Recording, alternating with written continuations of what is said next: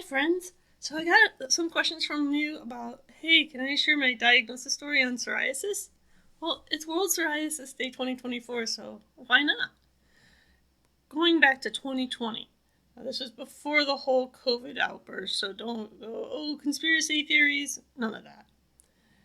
I was having a rash all over my body. Now, I'm not a stranger to rashes. I get rashes when I react badly to medication, I get sunburns, I get rashes with shingles. Not a stranger to rashes, but this one in particular just would not go away. So I went to urgent care and said, yeah, this is what's going on. I have a rash. And the urgent care nurse looked at it and said, hey, that looks like one of these fungal things, so take this antifungal cream in a few weeks. It'll go away. A few weeks came, and it didn't really touch the rash at all.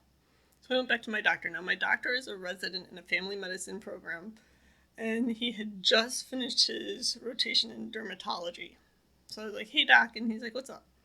I'm like, rash, not responding to antifungal. What can you recommend?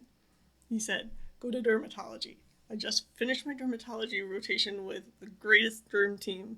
They happen to be local, and they happen to have availability. And the physician's assistant, if you can't get in with the dermatologist, don't worry, the physician's assistant is amazing. So I got in with the physician's assistant, and when I went to see her a few weeks later, I said, hi, by the way, this rash, this is what I've tried, doesn't work. And my doctor said, come see you. And she said, that's textbook psoriasis. What is textbook psoriasis? What does this mean? And it turns out I actually had 3 different psoriases present.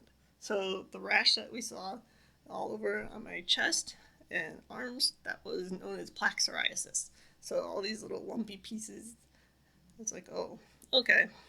And then the ones that look like sunburn, that's inverse psoriasis. And then the last part I had was scalp psoriasis. So that one I knew about vaguely because when I would go to pull my hair back, I would try to split my part from the center to one of the sides. And it felt like I was ripping my head apart. That was not a good feeling. But the dermatology team said, hey, here's your treatments. Come back in a few months. Okay.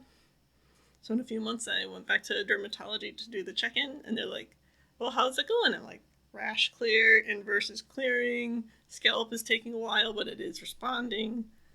They're like, oh, that sounds good. I'm like, except, I'm like, oh no, I'm like, my hands hurt. That led to a referral to rheumatology, and the arthritis doctors who treated me pretty much like a house episode of it's not this, it's not this, it's not this. And we were able to back into it. Oh yeah, no, this is definitely psoriatic arthritis. So I have both psoriasis and psoriatic arthritis, which means I have psoriatic disease. And that's my psoriasis story.